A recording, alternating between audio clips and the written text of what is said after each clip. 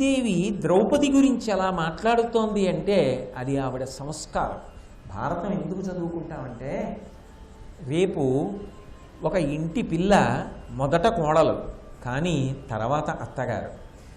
ఏ పాత్రలో ఉన్నా ఆ పాత్రకి తగినట్టుగా ధర్మ నిర్వహణ చేయడంలో మనిషి జీవితం ధన్యం అవుతుంది. కాబట్టి కొడుకుల కంటే నయ్యనుగ కోడలికెక్కుడు కూర్తు కోడలం కొడుకులు చేయు భక్తి కటకోటి మడుంగుల భక్తి నాకు ఎప్పుడు తగ చేయుచుండు అది పుణ్యచరిత్ర. బా, ఎంత పెద్ద మాట వేసేసిందండి. అది పుణ్యచరిత్ర అంది. అది ప్రేమ. ఆ ప్రేమ ఉన్న చోట అది మా కోడలు ఏం చేస్తోందని అంటారు. కడుపున పుట్టిన కూతురుని ఎంత ప్రేమగా పిలుస్తారో అంత ప్రేమగా పిలుస్తారు అత్తమామలు. కాబట్టి అది పుణ్యచరిత్ర, పరమ పవిత్రమైనటువంటి చారిత్రము కలిగినది, అంటే నడబడి కలిగినది. అంత గొప్ప ప్రవర్తన ఉన్న పిల్ల నాకు కోడలైందే, అది నాకున్నటువంటి గొప్పతనం. నా చెప్పు చేతల్లో పెట్టుకుని నేను పెంచి పెద్ద చేసి ద్రోణాచార్యుల వారి దగ్గర, భీష్మాచార్యుల వారి దగ్గర సుశిక్షితులై పెరిగిన నా కొడుకులు ధర్మాత్ములైతే, శాస్త్రం తెలుసున్న వాళ్ళైతే గొప్పే ఉంది.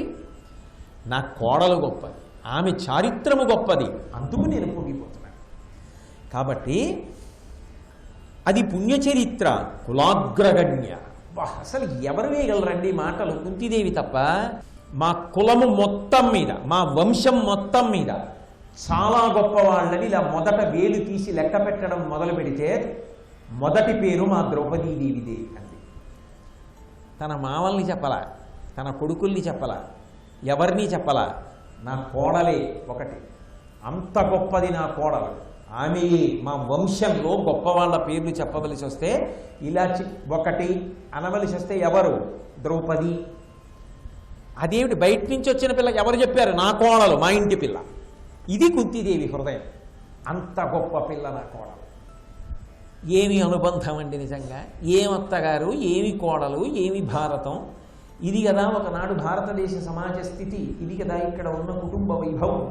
కాబట్టి అది పుణ్యచరిత్ర, కులాగ్రగణ్య, క్రొత్తడి. క్రొత్తడి అన్న మాటకు అర్థం ఏంటంటే మగని కలిగి ఉన్నది అని ఒక అర్థం. మహాపతివ్రత. ఎప్పుడూ కూడా ఆమె ఏ పని చేస్తున్నా ఈ పని నేను చేస్తే నా భర్త సంతోషిస్తాడా, నా భర్త కీర్తి నిలబడుతుందా, ఈ ప్రశ్న ఒక్కటి వేసుకుని ఆ ప్రశ్నకి జవాబు తన భర్త కీర్తి నిలబడుతుందంటే చేస్తుంది. ఇది నేను చేస్తే నా భర్త కీర్తి మాసిపోతుందంటే చెయ్యదు. ఆ చట్రంలోకి ఇముడుతోందా అన్నది చూసుకుని చేసేటటువంటి లక్షణం ఉన్నది.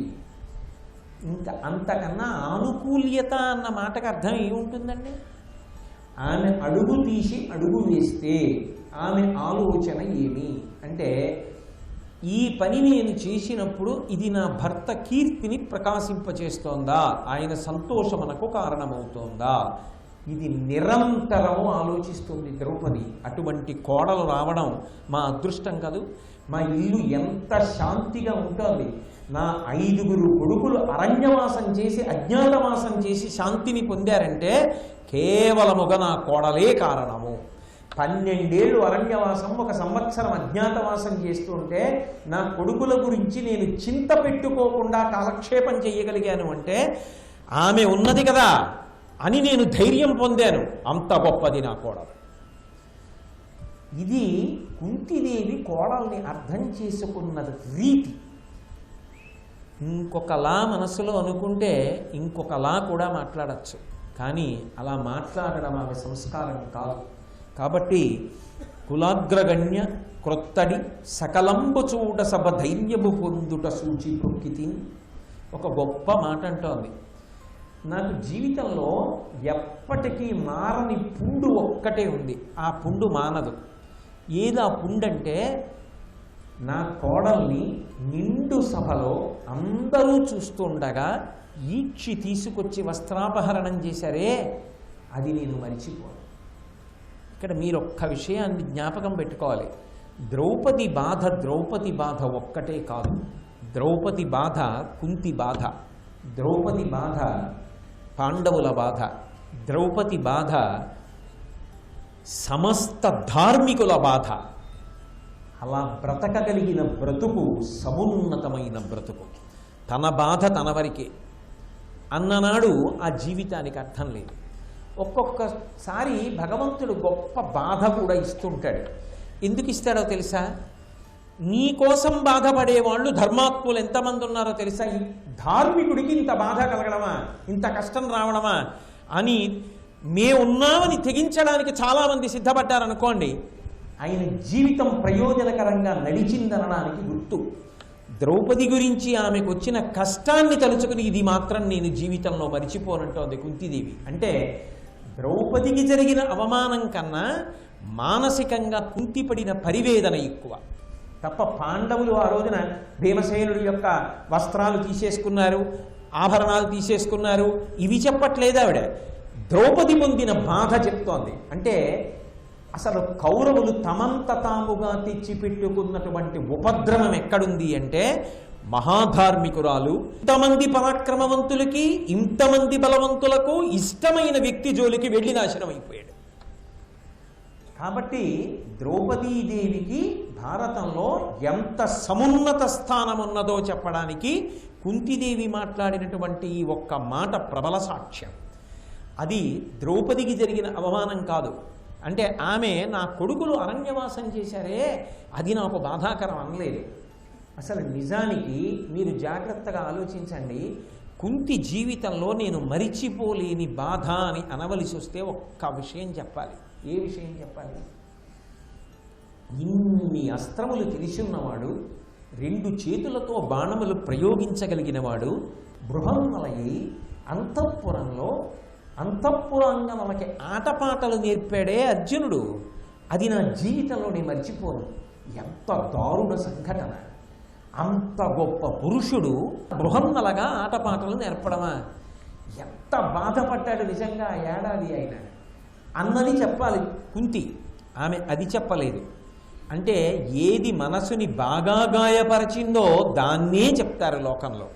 అంటే ఆమె మనసుని బాగా గాయపరిచింది ఏది అంటే ద్రౌపదీదేవికి జరిగినటువంటి అవమానమే.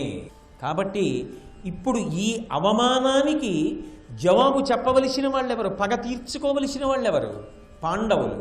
పాండవులు ఇప్పుడు తిరిగి వచ్చారు కాబట్టి యుద్ధం చేసి ఈ అవమానం చేసిన కౌరవులను మట్టు పెట్టవలసిందే.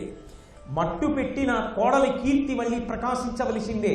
ఆమె జోలికి వెళ్ళిన వాళ్ళు సర్వనాశనం అయ్యారని మళ్ళీ లిఖింపబడాలి, చెప్పబడాలి. అప్పటి వరకు నా మనసుకు శాంతి లేదు. అంటే బేలగా చేతకాని దానిలా, ఇన్ని కష్టాలు పడిన దానిలా మాట్లాడుతోందా? ఒక వీరమాతగా మాట్లాడుతోందా? చెప్పకుండానే అందులో ఒక సందేశాన్ని చొప్పించి ఉంచుతోంది. నువ్వు రాయబారానికి ఎడుతున్నావు, ఏదో 5 ఊళ్ళో 2 ఊళ్ళో కుదర్చడం కాదు కృష్ణ, యుద్ధం జరగడం నాకు కావాలి. అప్పుడు తప్ప నా కోడలకు జరిగిన అవమానానికి ప్రతీకారము జరగదు. నా కోడలు సంతోషము పొందని నాడు మేమందరం ఉండి ఎంత పరాక్రమాలున్నా అనవసరమే. పాండురాజు సంతోషించాడు, ఏ లోకంలో ఉన్నా నా కోడలు బాధపడింది, అది నేను మరిచిపోను. ఎంత గంభీరమైన విషయాలు మాట్లాడిందండి కోడల దగ్గరికి వచ్చేటప్పటికి. అది కుంతీదేవి అంటే.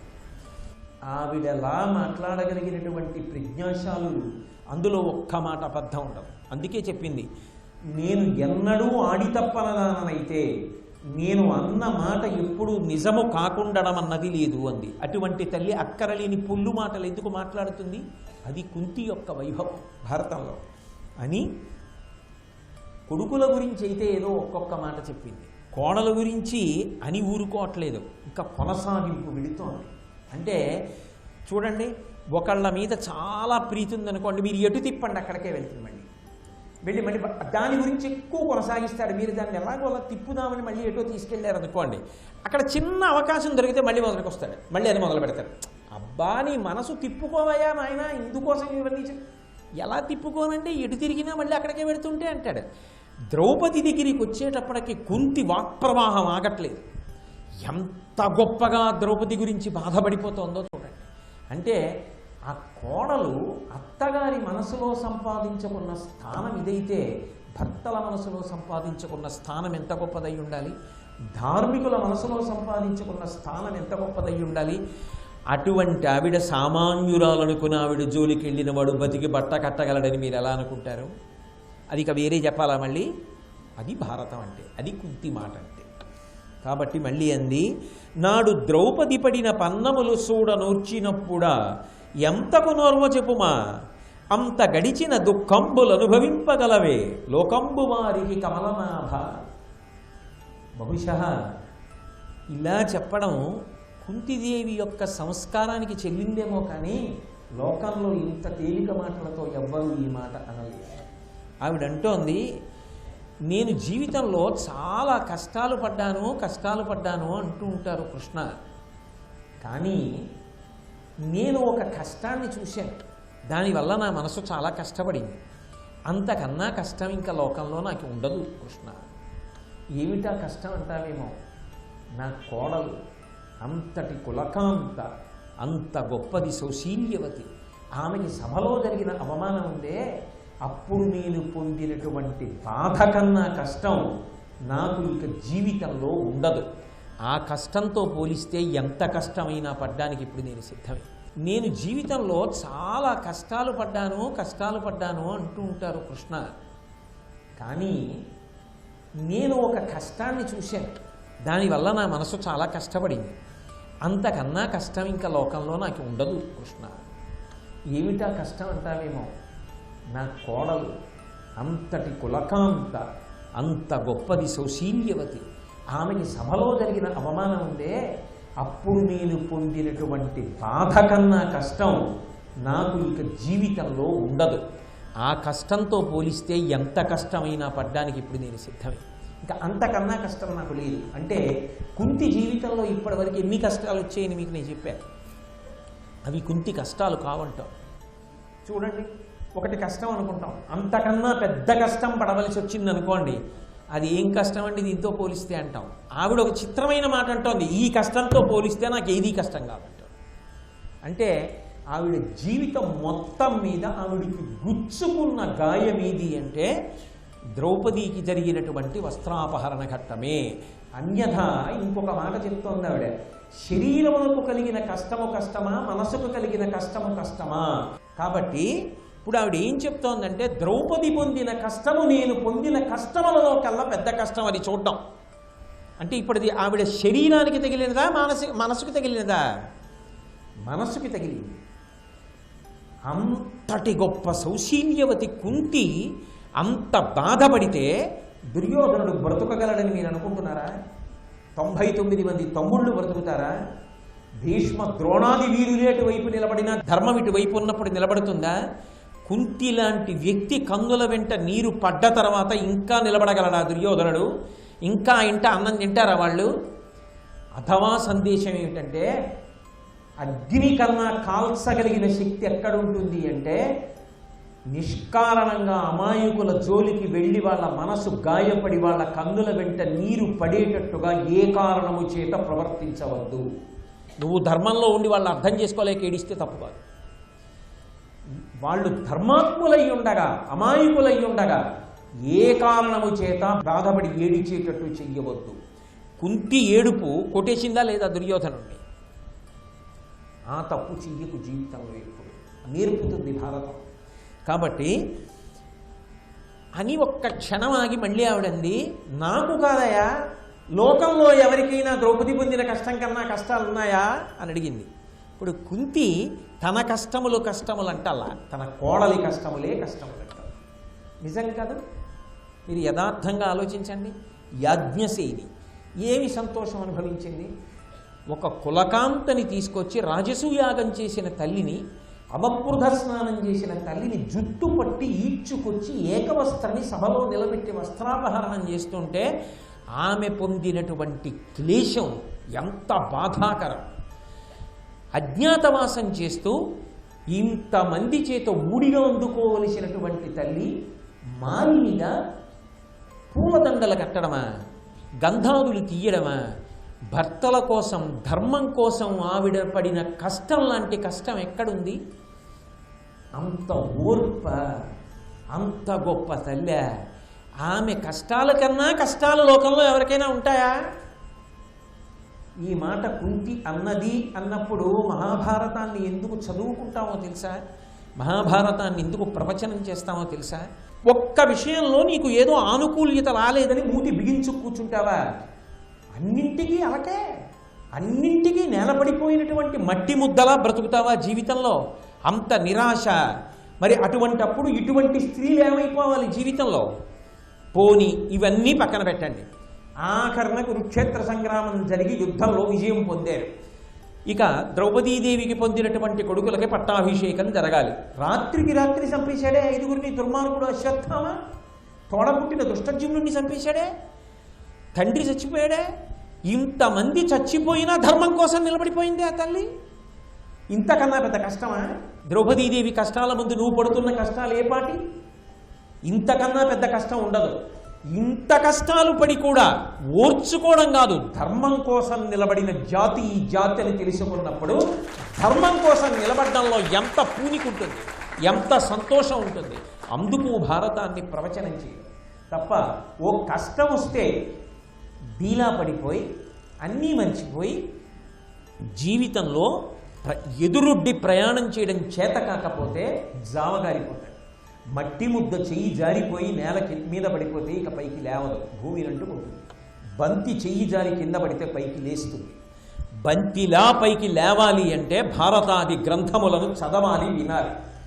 అవి చదివితే అబ్బా వాళ్ళు పడిన కష్టాల ముందు నా కష్టాలు ఏ పాటి, ఆ పూనిక రావాలంటే, ఆ శీల వైభవం రావాలంటే ఆ గ్రంథములను చదవాలి. అందుకంటోంది కుంతిది, నాకు కాదయా ద్రౌపదిలా కష్టములు లోకమునందు పడిన వాళ్ళు ఎవరైనా ఉన్నారా? అది ఆమె ప్రశ్న. అంత కష్టపడింది కదా నా కోడలు, కాబట్టి ఇంత కష్టాన్ని చూసిన తరువాత నేను దేన్నైనా భరించగలను. కుంతి అన్న మాట మనం అనగలగాలి. అంత కష్టాలు పడి సాధించిన వాళ్ళు ఉన్నారు, నేనెందుకు సాధించలేను? నేను సాధించగలను. మణిపూసలు ఎక్కడా ఉంటాయి, వాటిని ఏరుకోవడానికి ఆభిజాత్యాలు అడ్డు రాకూడదు. కాబట్టి అది కుంతిదేవి యొక్క చరిత్ర. అంత గొప్ప తల్లి ఆవిడ, కాబట్టి అలా మాట్లాడుతుంది. అంటూ ఆ ద్రౌపదిని తలుచుకునేటప్పటికీ చూడండి ఆగట్లేదు ఆవిడ ఆక్రోశం. కృష్ణుడంతటి వాడు స్థాణువై అలా వింటున్నాడంతే. అత్తా ఆగు, అవునులే నిజమే, నేను ఇప్పుడు వచ్చానుగా, చూస్తాను కదా, నీ కొడుకుల అరణ్యవాసం అయింది కదా అని కృష్ణుడు కూడా జోక్యం చేసుకోలేకపోతున్నాడు ఆవిడ గంభీరోపన్యాసం ముందు. అలా నిలబడిపోయాడంతే కృష్ణుడు కూడా. అది కుంతీదేవి వాగ్బలం అంటే. ఆవిడ మాట్లాడితే అలా ఉంటుంది. విదురుండొక్కడు తక్కగా సదస్యులెవ్వరును ధర్మసంక్షయమిది కూడదునారా, అతని శీలమ కుదిరి లోకమునకింతకున్ తలపంగన్.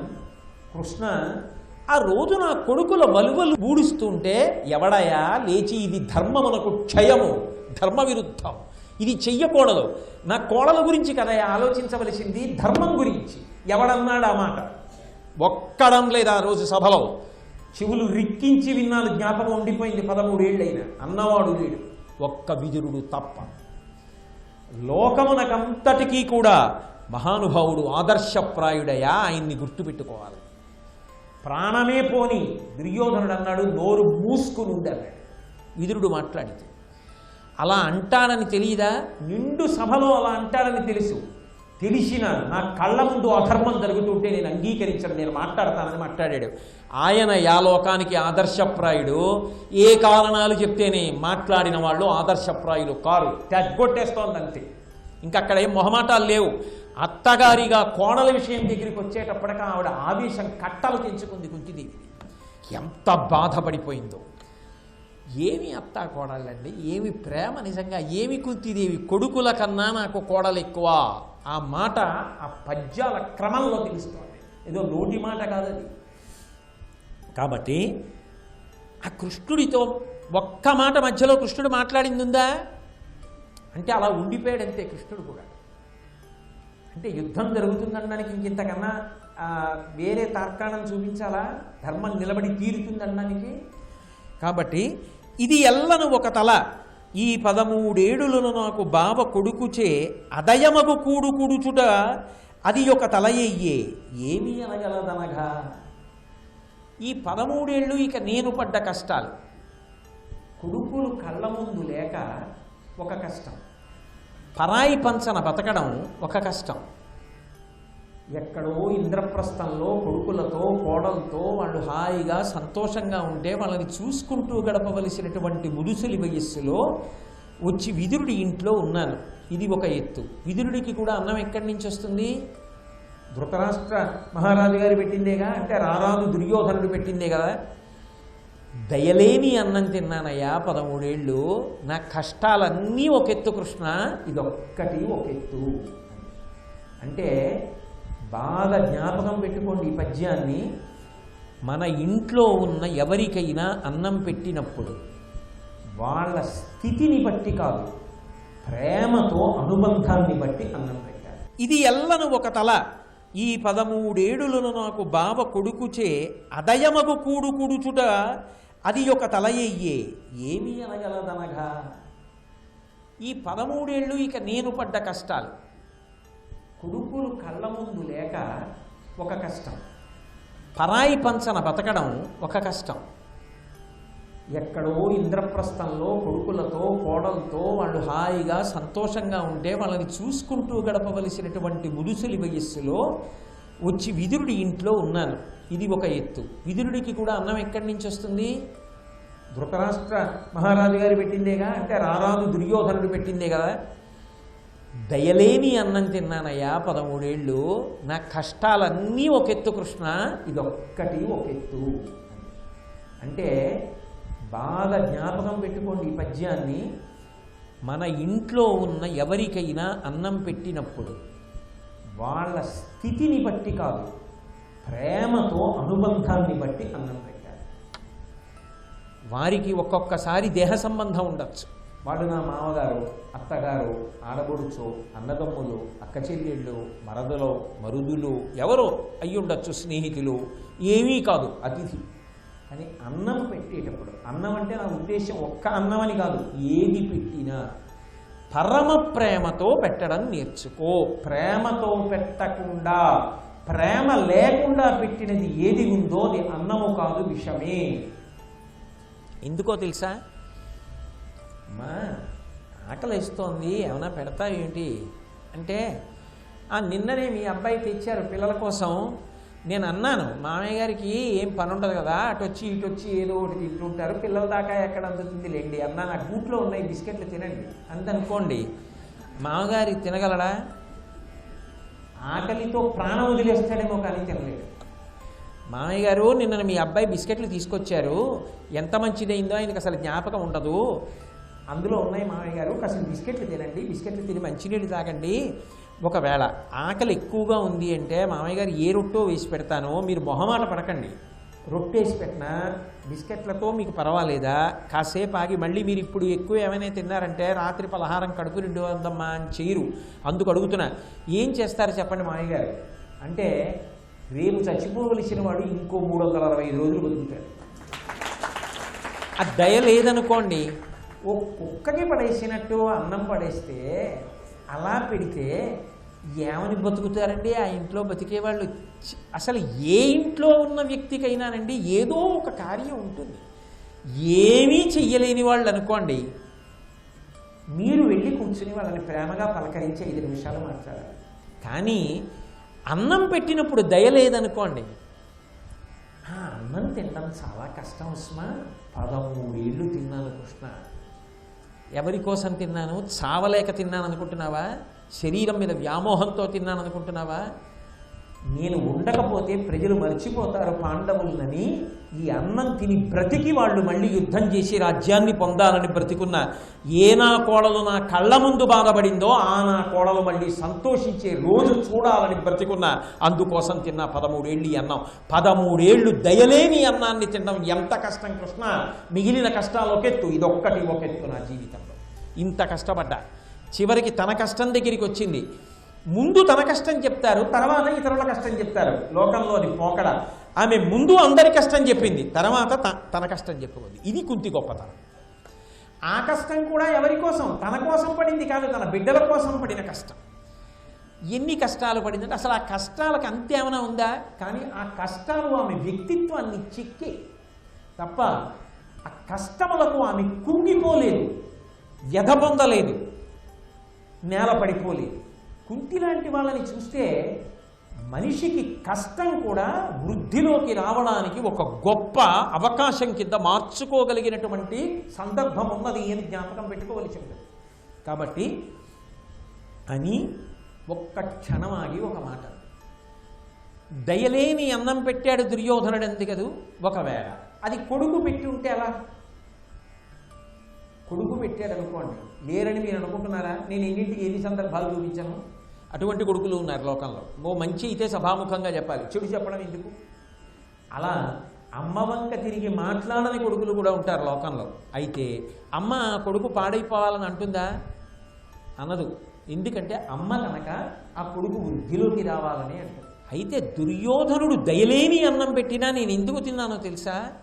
నా కష్టం ఒకెత్తు, పాండవుల కోసం ఒకెత్తు, నా మనసులో దుర్యోధనుడు ఒకటి ధర్మరాజు ఒకటి కాదు, వాడు మారాలని తిన్నానంతే. తప్పు మాత్రం పట్టల. అలా ఉండగలరండి ఎవరైనా? అసలు నన్ను తన తమ్ములను నా కన్న కొడుకులట్ల తలుతు కాని విభేదం వెన్నడు నా మదిలేమికి వెన్నుడ దైవంబు సాక్షి వినుము పలికెదను. వెన్నుడా ఓ కృష్ణుడా నువ్వు పరిపూర్ణావతారం. ఆయనలోని భగవత్ తత్వం ఆమెకి తెలుసు. నేను నోటి మాటగా అంటున్నానో త్రికరణ శుద్ధిగా అంటున్నానో కృష్ణ నీకు తెలుసు. నేను ఎన్నడూ కూడా నా బిడ్డలు పాండవులని, దుర్యోధనుడు నా కొడుకు కాడని నేను భావన చెయ్యలేదు. శ్రీ ఉమామహేశ్వర పరబ్రహ్మార్పణమస్తు. స్వస్తి.